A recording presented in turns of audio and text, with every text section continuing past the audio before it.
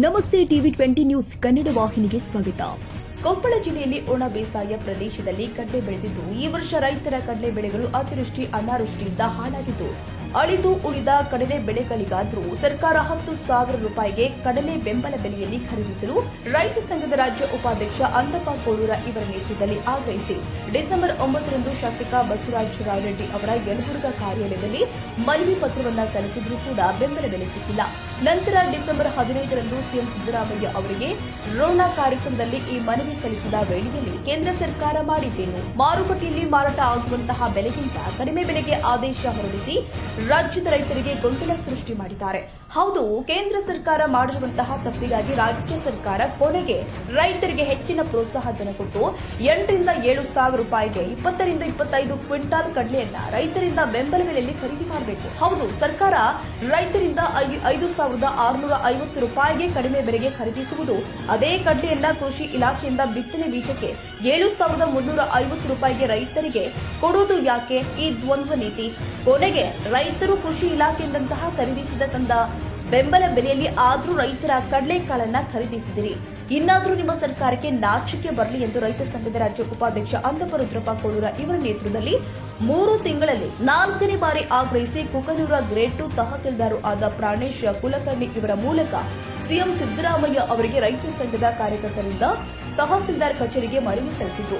ಮನವಿ ಪತ್ರ ಸ್ವೀಕರಿಸಿ ಗ್ರೇಡ್ 2 ತಹಸೀಲ್ದಾರ್ ಪ್ರಾಣೇಶ್ ಕುಲಕರ್ಣಿ ಅವರು ಈ ಮನವಿ ಪತ್ರವನ್ನು ಮಾನ್ಯ ಜಿಲ್ಲಾಧಿಕಾರಿಗಳ ಮುಖಾಂತರ ಸಿಎಂ ಸಿದ್ದರಾಮಯ್ಯ ಅವರಿಗೆ ಕಳಿಸಿಕೊಡುವುದಾಗಿ ಗ್ರೇಡ್ 2 ತಹಸೀಲ್ದಾರ್ ಅವರು ಆಗಿರುವಂತಹ ಪ್ರಾಣೇಶ್ ಕುಲಕರ್ಣಿ ಅವರು ಭರವಸೆ ಕೊಟ್ಟಿದ್ದಾರೆ. ಡಿಸೆಂಬರ್ 9ನೇ ತಾರೀಕಿಗೆ ರಾಯರೆಡ್ಡಿ ಸಾಹೇಬ್ರಿಗೆ ನಾವು ಮನವಿ ಸಲ್ಲಿಸಿದ್ವಿ. 10,000 ರೂಪಾಯಿ ಕೊಟ್ಟು ಕ್ವಿಂಟಲ್ ಕರ್ಲಿ ಕೇಂದ್ರ ತೆರೀರಿ ಅಂತೇಳಿ. ಅದೇ ಥರನಾಗಿ ನಾವು ರೋಡ್ ಕಾರ್ಯಕ್ರಮಕ್ಕೆ ಮುಖ್ಯಮಂತ್ರಿ ಬಂದಾಗ ಅವ್ರಿಗೂ ಕೂಡ ಇವತ್ತು ಒಂದು 10,000 ರೂಪಾಯಿ ಕ್ವಿಂಟಲ್ ಕರ್ಲಿ ಕೇಂದ್ರ ತೆರೀರಿ ಅಂತ ಅವ್ರಿಗೆ ಸಲ್ಲಿಸಿದ್ವಿ. ಮತ್ತು ಒಳ್ಳೆ ನಾವು ಅದಕ್ಕೇನು ಇದನ್ನು ಮಾಡಲಿಲ್ಲ, ಮತ್ತು ಸ್ಪಂದನೆ ಮಾಡಲಿಲ್ಲ. ಮತ್ತು ನಾವು ಎದುರು DC ಮುಖಾಂತರ ಮುಖ್ಯಮಂತ್ರಿಗೆ ಮತ್ತೊಂದು ಮನವಿ ಸಲ್ಲಿಸಿದ್ವಿ. ಅವರು ಕೇಂದ್ರ ಸರ್ಕಾರ ಏನು ಮಾಡಿತು, 5,000 ರೂಪಾಯಿ 650 ರೂಪಾಯಿದಂತ ಘೋಷಣೆ ಮಾಡಿದರು. ಆಮೇಲೆ ರೈತರಿಗೆ ಕಡ್ಲಿ ಕೊಡ್ಬೇಕಾದ್ರೆ ಏನು ಮಾಡಿದರು, ಇವತ್ತು 7,350 ರೂಪಾಯಿದಂತ ರೈತರಿಗೆ ಕಡ್ಲಿ ಕೊಟ್ಟಾರೆ. ಇವಾಗ ಮಾರ್ಕೆಟ್ನಾಗ ಏನಿತ್ತು, ಜನವರಿ ತಿಂಗಳದಾಗ 6,800ರಿಂದ 900 ರೂಪಾಯಿ ಕಡ್ಲಿ ಆಯ್ತು. ಅಂದರೆ ಮಾರ್ಕೆಟಿಗಿಂತ ಕಡಿಮೆ ಕೊಟ್ಟರೆ ಇವರು ಹೆಚ್ಚಿಗೆ. ಈಗ ಏನೈತಿ, ನಮಗೇನು ಎಲ್ಲದ ಕಡೆಯೂ ರೈತರಿಗೆ ಗೊಂದಲ ಹಿಡಿಸಿಬಿಟ್ರು.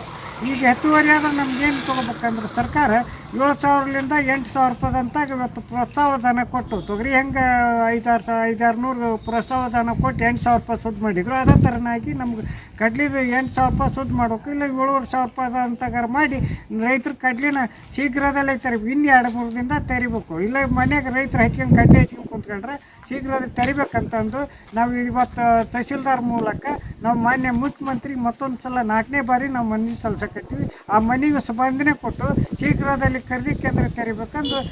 ಕಡ್ಲಿ ಬಿತ್ತುವಂಥ ಸಂದರ್ಭದೊಳಗೆ ನಮ್ಗೆ ಸರ್ಕಾರದಿಂದ ಏನು ಕೊಟ್ಟರು, 7,300 ರೂಪಾಯಿಗೆ ನಮ್ಗೆ 1 ಕ್ವಿಂಟಾಲಿಗೆ ಕಡ್ಲಿಯನ್ನು ಕೊಟ್ಟರು. ಈಗ ನಾವು ಬಿತ್ತಿದ್ವಿ, ಅದಕ್ಕೆ ಎಣ್ಣೆ ಹೊಡೆದ್ವಿ, ಎಲ್ಲ ಬೆಳೆದ್ವಿ. ಇನ್ನೇನು ಕಟಾವು ಮಾಡಿ ಇನ್ನೇನು ಮಾರ್ಕೆಟ್ ಕೊಡ್ಬೇಕಂತಪ್ಪ ಅಂತಂದ್ರೆ ಕೇಂದ್ರ ಸರ್ಕಾರದವ್ರು ನಮ್ಗೆ ಏನು ಮಾಡಿದ್ರಪ್ಪ ಅಂದ್ರೆ 5,600 ರೂಪಾಯಿ ಅಂತಂದು ಬೆಂಬಲ ಬೆಲೆ ಸೂಚಿಸಿದ್ರು. ಈ ಥರ ಮಾಡುವುದರಿಂದ ರೈತರಿಗೆ ಎಷ್ಟು ಹಾನಿ ಆಗುತ್ತಪ್ಪ ಅಂತಂದ್ರೆ 2,000-3,000 ಸಾವಿರ ರೂಪಾಯಿ ಡಿಫ್ರೆನ್ಸ್ ಮಾಡಿಕೊಡ್ತಾರೆ. ಇಂಥ ಒಂದು ವ್ಯವಸ್ಥೆ ಮಾಡೋಕ್ಕಿನ ಸರ್ಕಾರದವ್ರು ಏನು ಮಾಡ್ಬೇಕಪ್ಪ ಅಂದ್ರೆ ತಾವು ಕೊಟ್ಟಂತ ಒಂದು ಬೆಲೆಗಾರ ಆಗಲಿ ಸ್ವಲ್ಪ ಬೆಂಬಲವನ್ನು ಕೊಡೋಕಂದ್ರೆ ಒಂದು 7,000ರಿಂದ 8,000 ರೂಪಾಯಿವರೆಗೆ ಒಂದು ಬೆಲೆಯನ್ನು ಕೊಟ್ರೆ ರೈತ ಉಳಿತಾನ. ಇಲ್ಲಪ್ಪ ಅಂತಂದ್ರೆ ರೈತ ಆತ್ಮಹತ್ಯೆಗೆ ಶರಣಾಗೋದು ಸಹಜ ಐತಿ. ಯಾಕಂದ್ರೆ ಈಗಿನ ಒಂದು ಪರಿಸ್ಥಿತಿ ಒಳಗೆ ಎಲ್ಲಾ ಬೆಲೆ ಏರಿಕೆ ಆಗ್ಬಿಟ್ಟವು. ಈ ಬೆಲೆ ಏರಿಕೆ ನಡುವರಿಗೆ ರೈತರು ಬದುಕ್ಬೇಕಂದ್ರೆ ಹೆಂಗ ಹೊಳ್ಳಿ ನಾವು ಬಿತ್ತನೆ ಮಾಡ್ಬೇಕಂತಪ್ಪ ಅಂದ್ರೆ ಎಲ್ಲಿಂದ ನಾವು ಬಿತ್ತನೆ ಮಾಡ್ಬೇಕು ಅನ್ನೋದನ್ನ ರೈತರು ಬಹಳ ಕಂಗಾಲಾಗ್ಯಾರ. ದಯವಿಟ್ಟು ಇದು ಸರ್ಕಾರಕ್ಕೆ ನಾವು ಒಂದು ಮನವಿ ಅಂತ ಮಾಡ್ತೀವಿ.